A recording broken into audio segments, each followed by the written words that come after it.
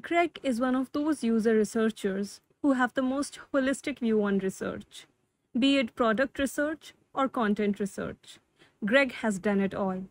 He says that he has found his happy place in the world of content. Let's hear Greg's story.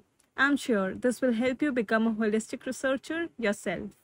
This is India's first user research podcast, Core User to UX, and I am your host, Sweekriti. Thank you so much for joining in, Greg. It is great to have you here. I've had one of the most interesting conversations with you. And the most fascinating thing about you and your background is that you have worked for a product based company, like a purely product based company, for example, MailChimp. And now you're working for a content based company that is Hearst Magazine. And you opened the door for a really new kind of research for me, that is content research, which I hadn't even thought about it previously. So I would like you to shed light upon that aspect and let my listeners know as well that, okay, there's something like content research, which is your happy place as you mentioned it. So yeah, please go ahead. Yeah, of course. I'm always happy to talk about content. So, as you said, I did work at MailChimp where it was a product organization. We were working on the MailChimp app. Since then, I've gone to media organizations such as Vox Media, Condé Nast, and now Hearst Magazines. And there's a reason for that, which is I really love working in the content space. I still think of content like any other product. So we are creating, whether it's the written word or podcasts or videos or any other, a slideshow, a gallery, we're still creating a product, but that product it's not how you would traditionally think of a product. We have content creators, we have writers and editors and videographers creating content. We have audiences who we hope discover that same content. And I work in that middle ground where we're trying to figure out, for all the stuff that we make, how will people discover it? Do they value it? Do they value it enough to pay for it? And do they value it enough to make it a habit in their lives that, they would not want to replace with anything else? So it's still like any other product where we're doing user experience research.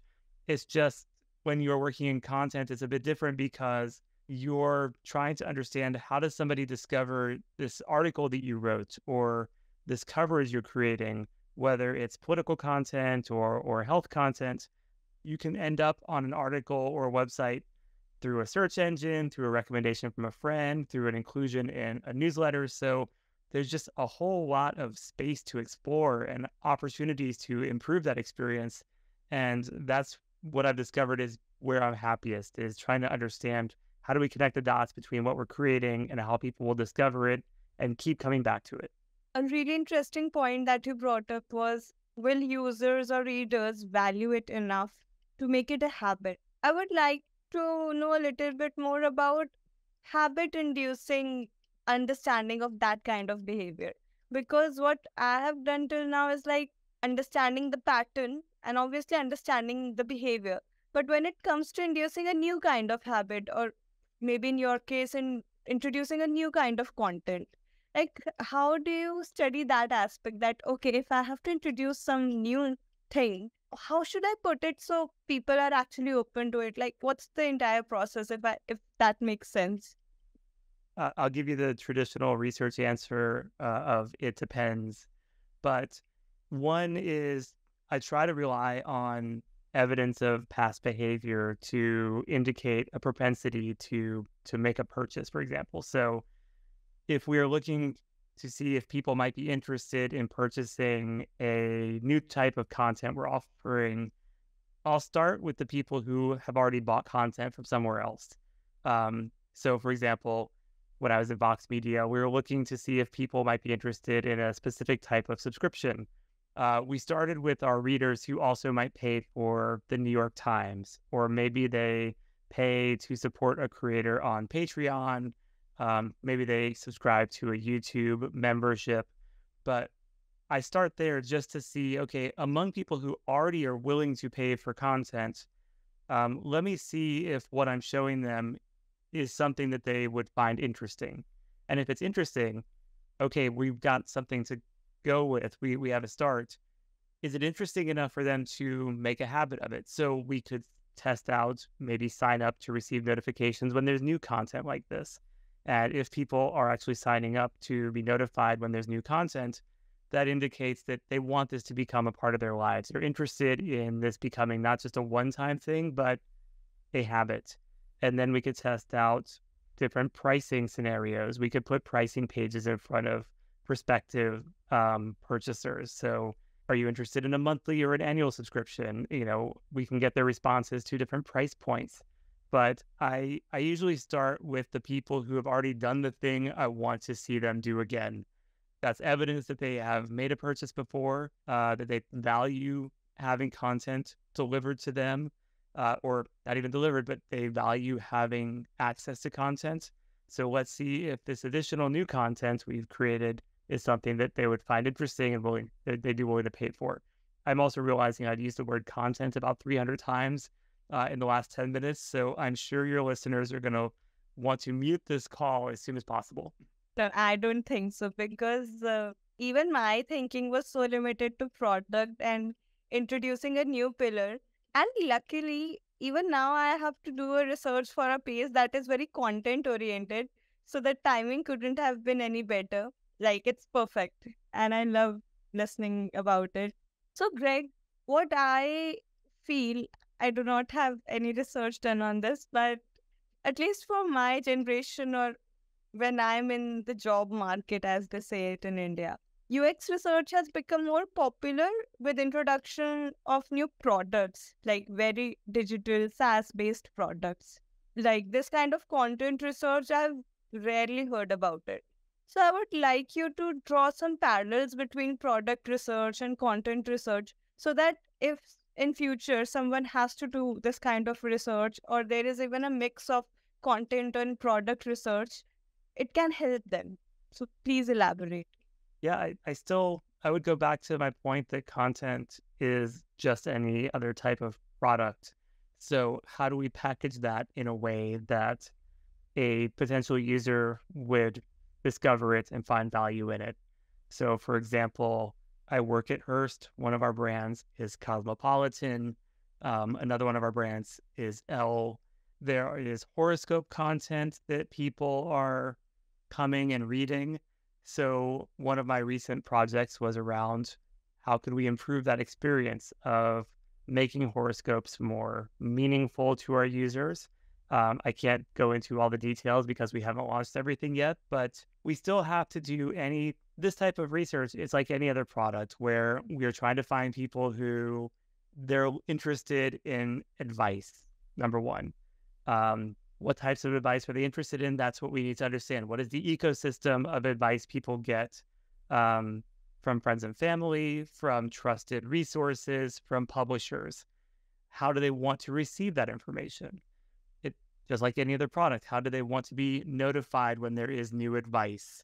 How do they want to keep up with this advice? How do they want to ask questions? What topics do they need advice about? Then we can start going into testing out some different interfaces. So, for example, I mentioned horoscopes. What are some different ways people want to get horoscope advice? Do they want a interface? Do they want to just go to a topic? Do they want personalized advice? Do they want to read stories from other people? There's a lot of discovery. There's a lot of, I guess, narrowing down the funnel until we land on the right way to present this information and present it in a way that's meaningful to our users. So that's one example of how we're productizing this content and turning it into a product that hopefully people will find valuable enough that they will come back to it and ideally pay for it. There's also, we have brands like Men's Health and Women's Health and Prevention, where we have fitness content, we have videos, we have guides. So if instead of thinking of it as content, we think of it as products that people will buy, health products. And so we have to understand who is even looking for health or fitness guidance. Where do they typically go? What do they look for? What do they need? How do they typically pay for it if they do pay for it? And what can we learn from that to better create a better product that we can offer that might fill a need in the market. So I say I work in content, but that content still has to be turned into a product that we can then position and sell, um, hopefully to a very loyal audience. So, Greg, that was pretty helpful in the terms of seeing content as a product. And yeah, that would actually make the user researchers' mental models uh, smoother to adapt, so that, if I'm pivoting from a role of product research to a content researcher, that mental model doesn't have to deconstruct and make a new one. So yeah, that is helpful. That perspective is helpful. Let's switch gears here and let's talk about user research in general. So in our intro call, there is another interesting point that you brought up, is that, you have been reading these articles that user research this way, user research that way, and why you are doing user research wrong. And I get it. It's a content word, and all kinds of content are being generated. But there is something really important that you brought up with respect to establishing user research. And I guess you're the perfect person to talk about it because you have written a book and it's about user research. Coming from that experience, I would like you to talk a little bit about your book. How should an organization or a user researcher react to all these articles that are coming out that, user search this way, user research that way? What is your stand on that? Yeah, so my book is about what it means to be a user researcher. And the book came about because no matter what I was speaking about at conferences or writing about, the questions I would always get were around how do I get into user research? What does the day-to-day job of user research look like? How do you go from an individual contributor to a manager? How do you scale up a team? Once you become a manager or director, where do you go next? So that was something that I thought was a gap in the marketplace that I could try to fill, but I couldn't do it myself because my path as a researcher is different than anybody else's. Everybody's path is unique. And so I open sourced the book. I asked for contributions from other researchers, both individual contributors and managers, people who work in every type of industry, whether it is social media or health or nonprofits. And the goal of the book was to show that there's no one way to do research. There's no one career path. But if you're interested in being a user researcher, these are some possible ways that your career might go. This is what your job might look like. And so from that, I learned that there's no standard, right? All of us are doing research to support the very specific needs of our respective organizations or for consultants for our clients, which means there's no plug and play research approach. We all will be working with different user bases on different products with different stakeholders who have different expectations. And so we have to be flexible. We have to be Swiss Army knives.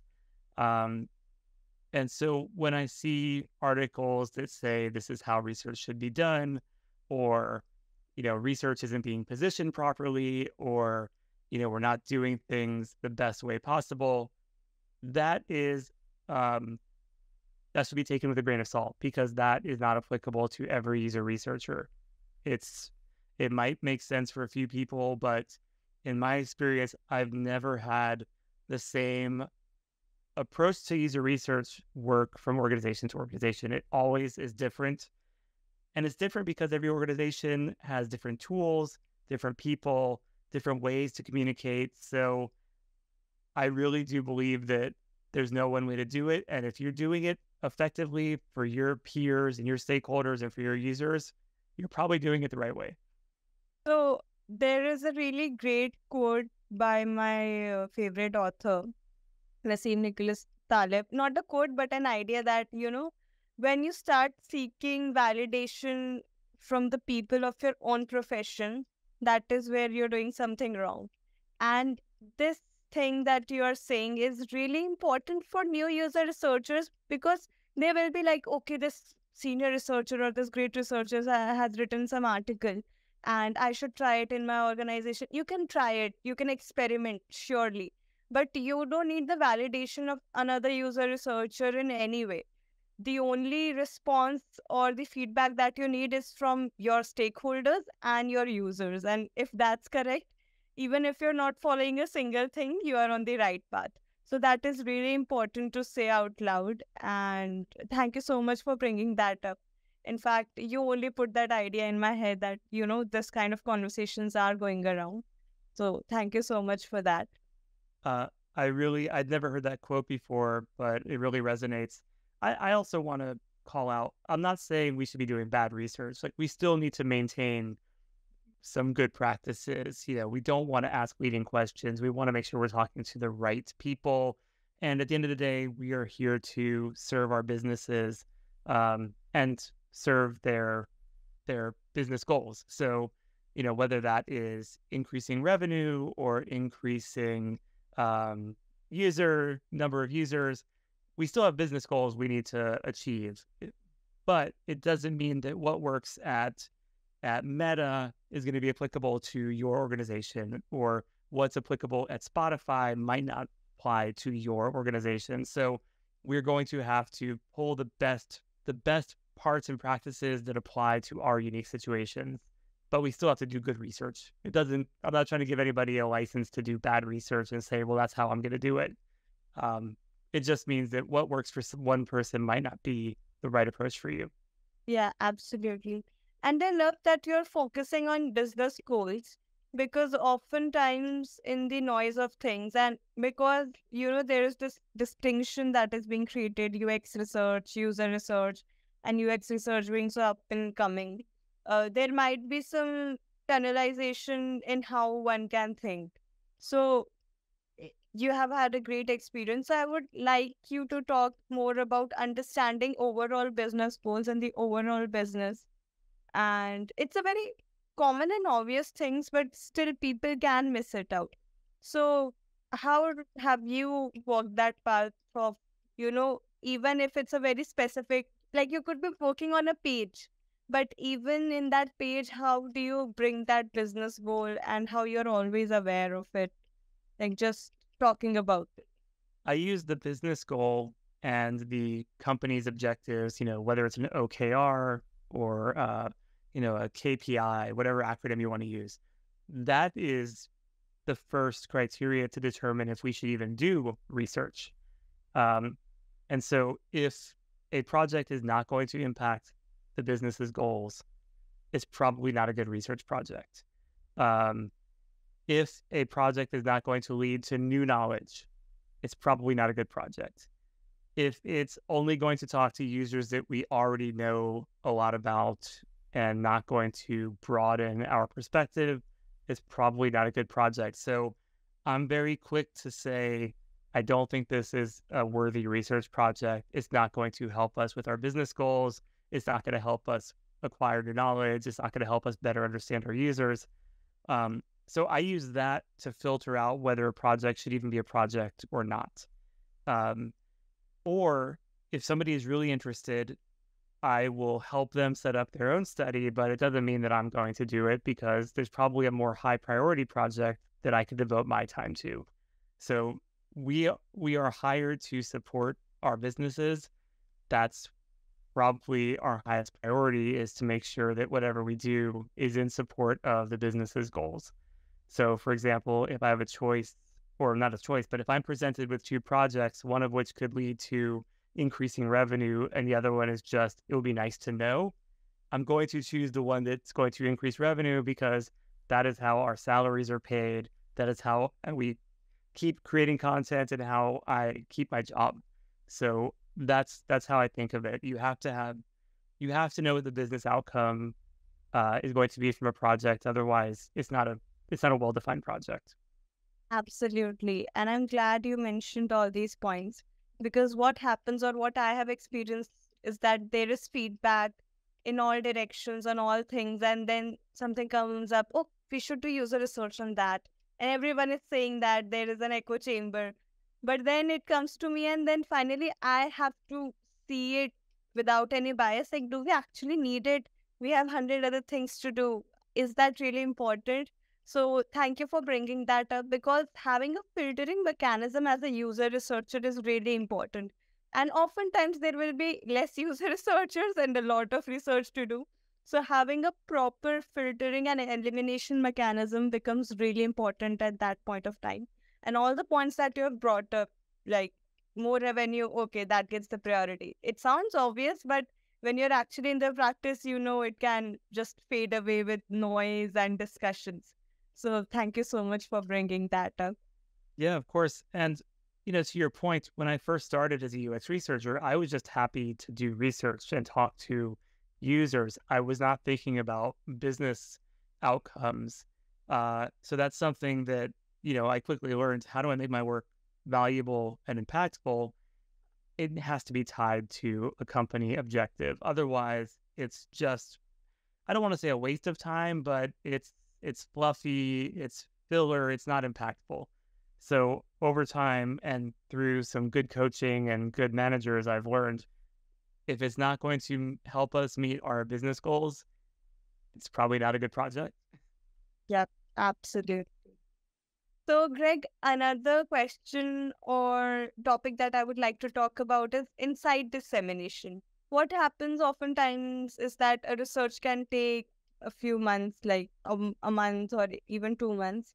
And I try to keep my stakeholders in loop through checkpoints and sort of daily stand-ups, but still they're looking for that golden insight. So, what about the timing of this insight dissemination? Like, I refrain from giving insights before I've compiled everything, because I don't want to bias anyone's opinion or decision making in any way. What is your stand on that, and what is your experience been like?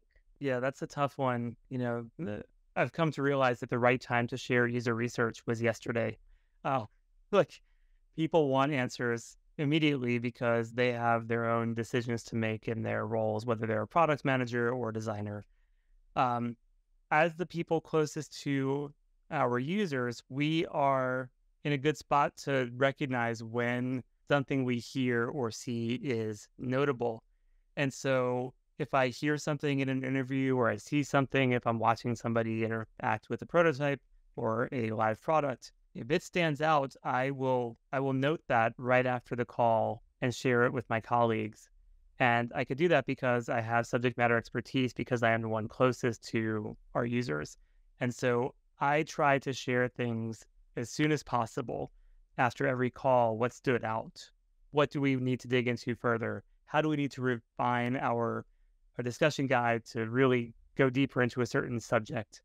So I am trying to get faster, which I know that seems like it's a recipe for doing bad research, but at the same time, our organizations are going to ship products and make decisions whether they have our user research or not. So I am trying to make sure that even if I didn't spend a month on a project and only spent a week, that week is still better than nothing. And hopefully I can do the research that will help make better decisions on the part of my colleagues. So to answer your question, I try to scope projects to providing deliverables after every call. And also I try to make projects last, even if a project needs to last 6 weeks, every 2 weeks there is a deliverable, so that people aren't waiting 6 weeks for results. They are going to get something after 2 weeks. And 2 weeks is completely arbitrary. That's just how my teams work. If you work in 1 week sprints, make sure you are delivering work that meets that sprint cadence.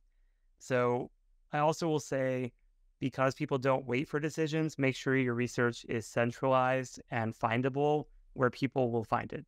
So I know there's lots of repository tools out there, but if your organization works in Google Drives, create a Google Drive with all your research. If you work in, if your organization uses Jira exclusively and Confluence, put your work in Confluence. Put the research where people will find it so that they don't have to wait on you and you're not blocking it. And also deliver fast. or deliver quickly so that people will know what you're working on and have the most recent information as you're finding it. That sounds like a good strategy.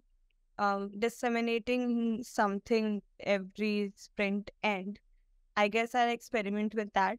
And yeah, on the other hand, we can also like talk about quotes or send quotes that encapsulate a behavior or an insight.